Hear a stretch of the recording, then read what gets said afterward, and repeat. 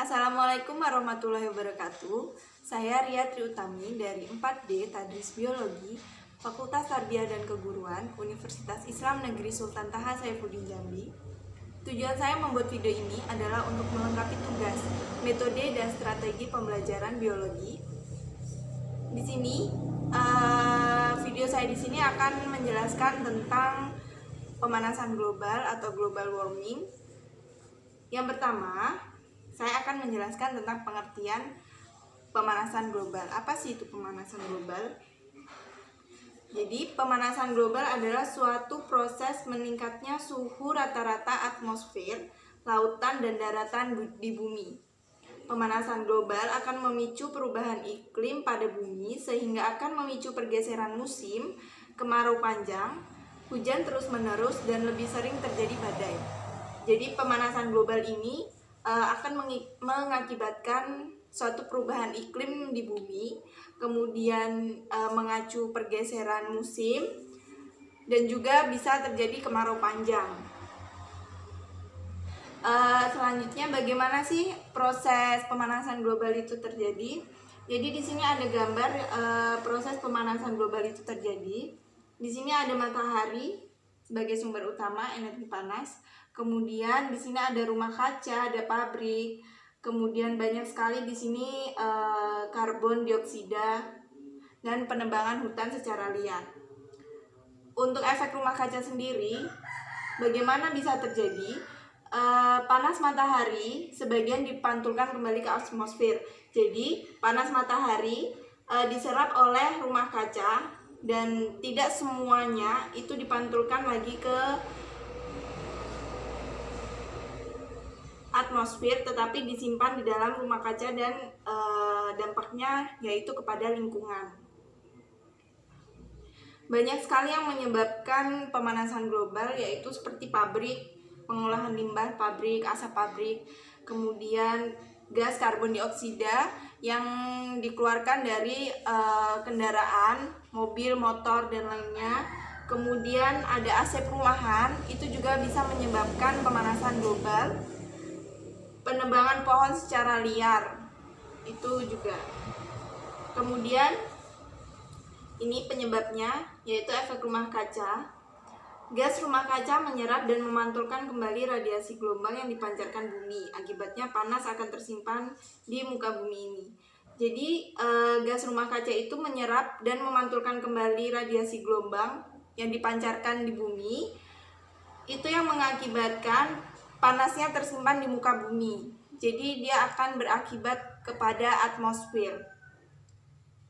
Rumah kaca adalah suatu bangunan dengan dinding dan atap yang transparan di negara beriklim sejuk untuk menyediakan panas yang cukup tinggi tanaman dan halaman. Jadi rumah kaca ini seluruhnya dia dibuat dari kaca, mulai dari atap, dinding, dan semuanya itu dari kaca. Karena fungsi dia tadi adalah untuk menyimpan panas. Jadi pada negara yang beriklim sejuk, dia akan menggunakan rumah kaca untuk menghangatkan di dalam rumah untuk tanaman dan halaman mereka.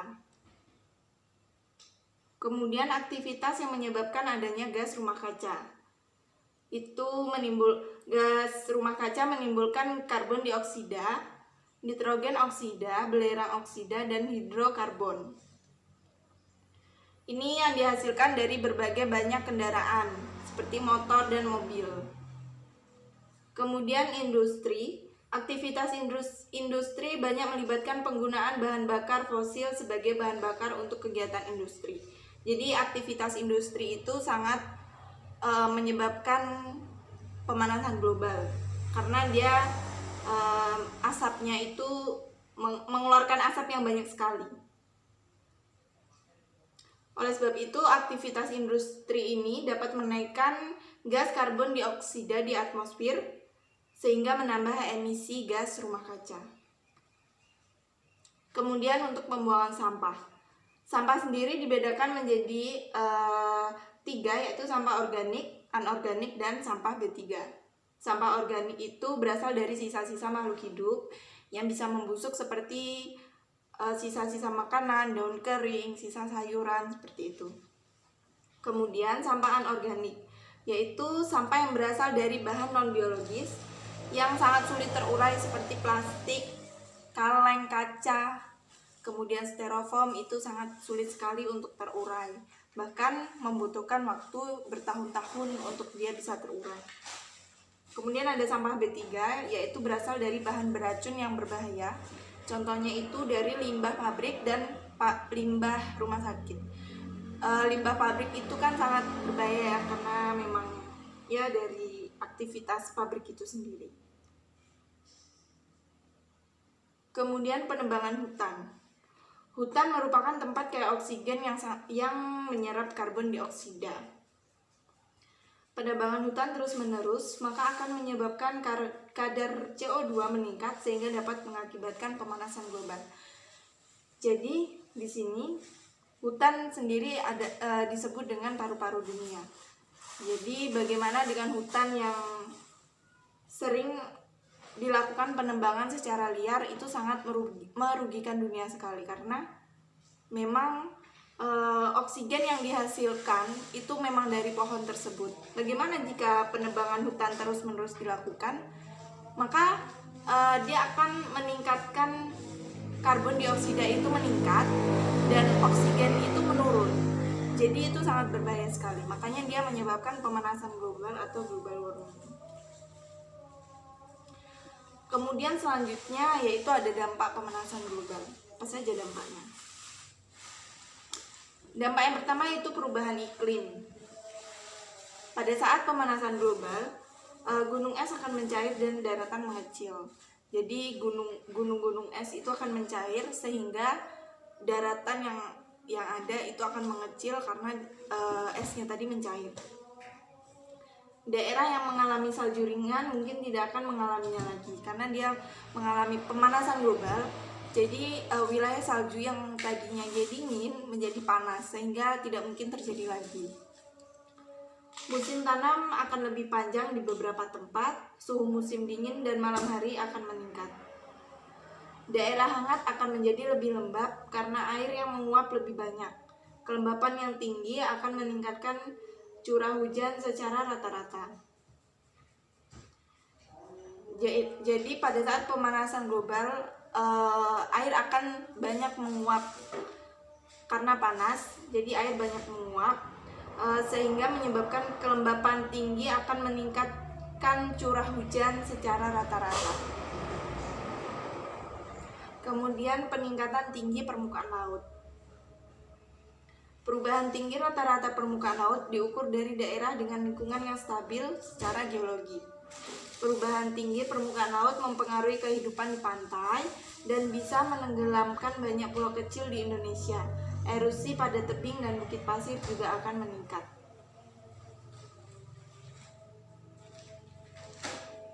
Itu tadi.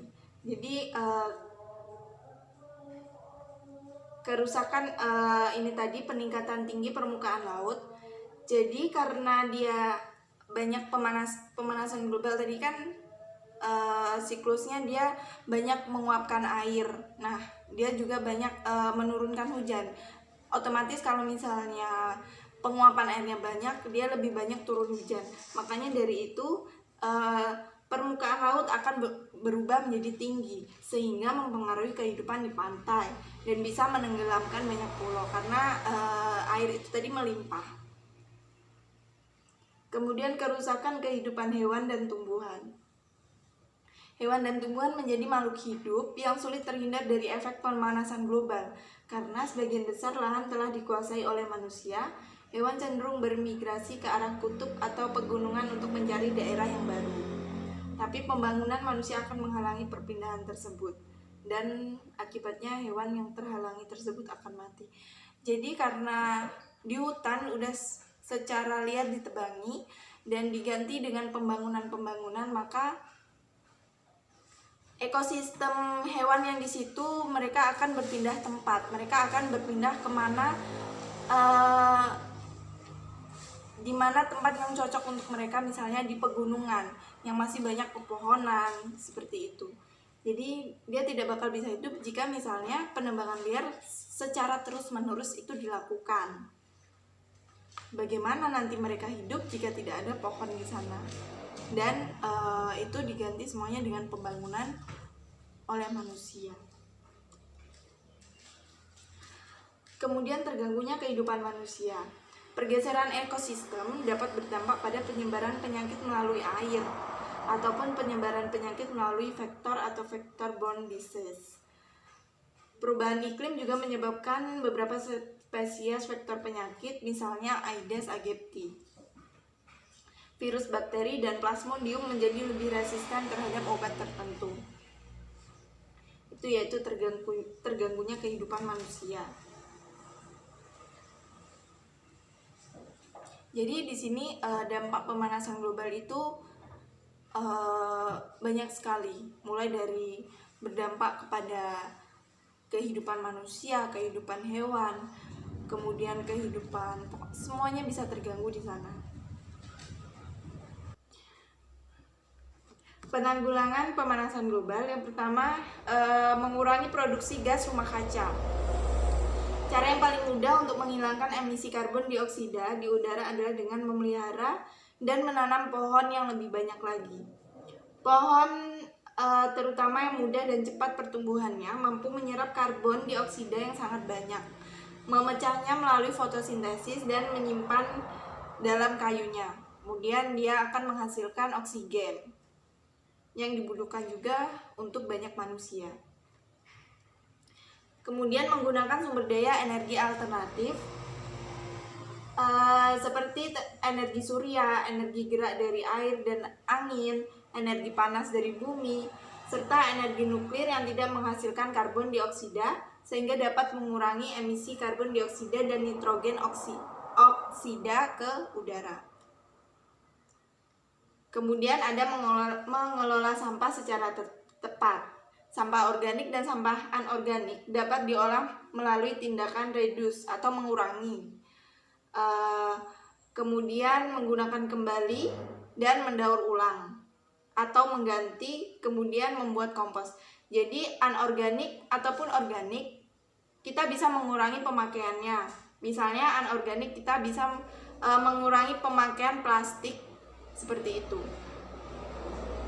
Menggunakan kembali seperti mendaur ulang. Misalnya sampah-sampah plastik didaur ulang menjadi seperti membuat tas atau dompet atau lain sebagainya. Itulah tadi penjelasan mengenai pemanasan global.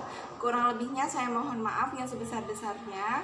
Saya akhiri video saya ini dengan wassalamualaikum warahmatullahi wabarakatuh.